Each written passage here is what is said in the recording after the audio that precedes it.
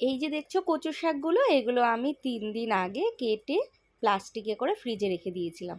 তো আজকে বের করেছি আর দেখছি খুব সুন্দরভাবেই রয়েছে, মানে শুকিয়েও যায়নি আর কালশেটেও পড়ে যায়নি। ঠিক আছে, চলো, ভালোই লাগলো দেখে।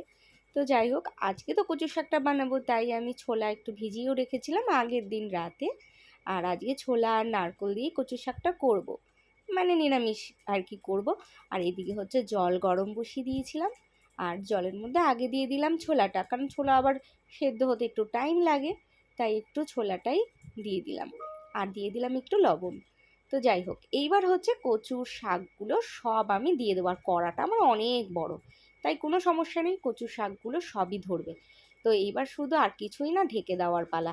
কচু শাক সেদ্ধ হতে বেশি টাইম লাগে না, আর আমি বড় গ্যাসে বসিয়েছি, আর তাড়াতাড়ি হয়ে যাবে। তো যাই হোক, কচুর শাকটা এইবার হচ্ছে কি করব, আমি গ্যাসটা বাড়িয়েই রাখবো, কারণ কচুর শাকটা গ্যাস কমিয়ে সিদ্ধ করার কোনো দরকার নেই। আর এদিকে হচ্ছে দেখো, কচুর শাকটা বেশ কিছুটা নরমও হয়ে গেছে, তো ওই জন্য আমি একটুখানি উল্টে পাল্টে দিলাম। কচু শাক আমার সবচেয়ে বেশি ভালো লাগে ইলিশ মাছের মাথা দিয়ে, এত ভালোবাসি যে কি বলবো, সেটা আর বলার নেই। ভীষণ প্রিয় এই একটা খাবার আমার। তো যাই হোক, এবার হচ্ছে একটু যেহেতু নরম হয়েছে, তাই একটু হলুদও দিয়ে দিলাম, না হলে আবার একটু কালো কালো কালার হয়ে যায়, তাই। তো যাই হোক, সব কিছুই দেখে শুনে করি আর কি, খুব একটা এইসব বিষয়ে আমার অভিজ্ঞতা নেই। তো যাই হোক, কিছুদিন আগেই ভিডিওতে দেখেছিলাম, তারপরে বড়দের কাছ থেকেও শুনি, জানি, দেখি। তো তারপরে এরকম নিজে ট্রাই করি আর করি। তবে এর আগেও আমি 2-3 বার এর বেশি মনে হয় আমি কচু শাক করেছিলাম। তো যাই হোক, যেটা হয়েছিল আমার একটুখানি ঝোলা ঝোলা টাইপের হয়ে গেছিলো, ওই জন্য আজকে ভেবেছি আজকে খুব শোকাবো, টানাবো খুব কচুর শাকটাকে। তো এই হচ্ছে নারকেল, আর এটা রেখে দিয়েছিলাম ডিপ ফ্রিজে, ওই জন্য নারকেলগুলো হয়ে গেছে শক্ত বরফে, দেখেছো কি শক্ত। তো যাই হোক, এবার একটুখানি নর্মাল টেম্পারেচারে রেখেছি, যাতে বরফটা গলে যায় আর নারকেলটা দিতেও আমার সুবিধে হয়। আর এদিকে কথা বলতে বলতে প্রায় কিন্তু আমার কচুর শাক হয়ে গেছে সিদ্ধ। এবার হচ্ছে আমি নামাবো। কি বলো তো, দেখো, 10 দিন, 5 দিন, 4 দিন, 3 দিন কত খারাপ হবে বলো না? একদিন তো ভালো হতেই হবে, তাই না? সেই দিনটা হয়তো আজকে আমার কচু শাকটা ভালোই হয়েছে। তবে হ্যাঁ, আজকে আমি একটু হজবরল করে ফেলেছিলাম, আজকে আমি করে ফেলেছিলাম লতি, তেঁতুলের আচার, অনেক কিছু, যার জন্য আজকে আমার কষ্টটা অনেক বেশি হয়ে গেছে। কিন্তু হ্যাঁ, কচু শাকটা ভালো হয়েছিল বলে মনটা ভালো লাগলো। এদিকে হচ্ছে আমি একটু তেলে দিয়ে দিলাম তেজপাতা, শুকনো লঙ্কা আর 5 ফোড়ন।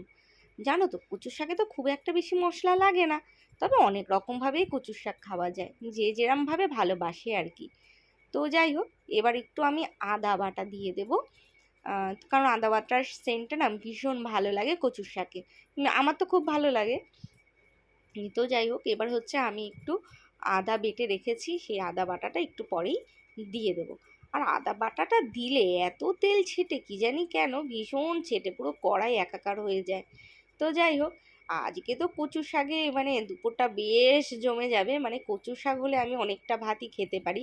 তবে হ্যাঁ, ইলিশ মাছের মাথাটা হলে আজকে আরও বেশি ভালো হতো, এই আর কি। তো এই যে দেখো, একদম আদা দিলেই মানে ছিটকাবেই ছিটকাবে। আর কিছুটা লঙ্কা চিড়েও দিয়ে দিয়েছিলাম, কাঁচা লঙ্কা। আর এই যে নারকোল একটু, মানে কি বলবো, ছাড়া ছাড়া হয়েছে, তবে কিছুটা বরফ বরফও ছিল, তো একটু দিয়ে দিলাম নারকোল কোড়া। এবার একটু হালকা হাতে ভেজে বাকি কচু শাকগুলোও দিয়ে দেবো। তো যাই হোক, দেখেছো, একটা নারকোল দেখেছো কিছুটা গুলটি পাকি রয়েছে, ওটা কিন্তু বরফ হয়ে রয়েছে। ওই যে বললাম যে প্রচণ্ড শক্ত হয়েছিল নারকোলগুলো। আর এই যে কচুর শাক জল ঝরিয়ে রেখেছিলাম, সেটাই দিয়ে দিলাম। তবে জল ঝরানোর সময় তোমরা যদি পারো, বাটির পেছনে বা গ্লাসের পেছনটা দিয়ে একটু চেপে নেবে, তাহলে চেপে চেপে দিলে কি হয়, জলটা একটু তাড়াতাড়ি ঝরেও যায়, আর কড়াতে ওই ঝোলা ব্যাপারটা থাকে না, যেটা এর আগে আমার কয়েকবার ভুল হয়েছিল।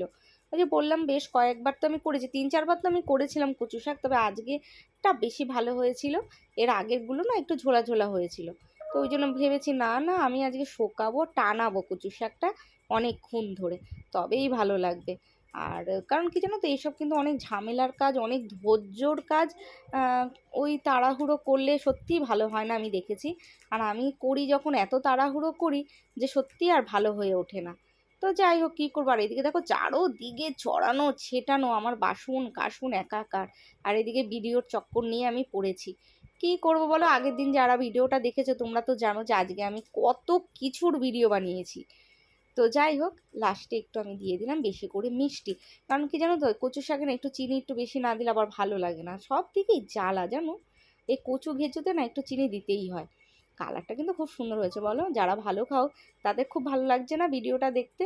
আমিও যখন এরকম ভিডিও দেখি আমারও খুব ভালো লাগে জানো তো। বিশেষ করে যখন খুব খিদে পায় তখন এরকম ভিডিওগুলো দেখি, খুব মজা লাগে। তো বিশেষ করে আমি জানো তো এইসব ভিডিও কখন দেখি, রাত্রিবেলা শুয়ে শুয়ে। খুব ভাল লাগে আমার এরকম রান্নার ভিডিও দেখতে। তো যাই হোক, এরকমভাবে আমি কচুর শাকটা কিন্তু আজকে কমপ্লিট করছি। তো তোমাদের কি আমার রান্না একটু তোমাদের কি ভালো লাগে বলো তো, একটু কিন্তু কমেন্ট করো। তোমাদের কমেন্ট পেলে না আমার ভীষণ ভালো লাগে, বিশ্বাস করো। আর শুয়ে শুয়ে ভাবি কালকে কি ভিডিও বানাবো, কি ভিডিও বানালে তোমাদের ভালো লাগবে, এগুলো ভাবি জানো তো, ভীষণ খুশি হই তোমাদের কমেন্ট পড়ে।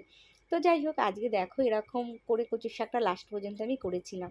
তোমাদের যদি ভালো লাগে তাহলে কিন্তু দিদিটার পাশেই থেকে আমার চ্যানেলটা একটা সাবস্ক্রাইব করে দিও, তাহলে আমি যখনই কোনো না কোনো ভিডিও ছাড়বো তোমাদের কাছে তাড়াতাড়ি পৌঁছে যাবে। তাহলে কিন্তু তাড়াতাড়ি আমার চ্যানেলটা সাবস্ক্রাইব করে দাও। আর আজকে কচু শাকের কালারটা কি সুন্দর হয়েছে তাই না? চলো তাহলে আজকে কিন্তু এখানেই রাখছি, টাটা।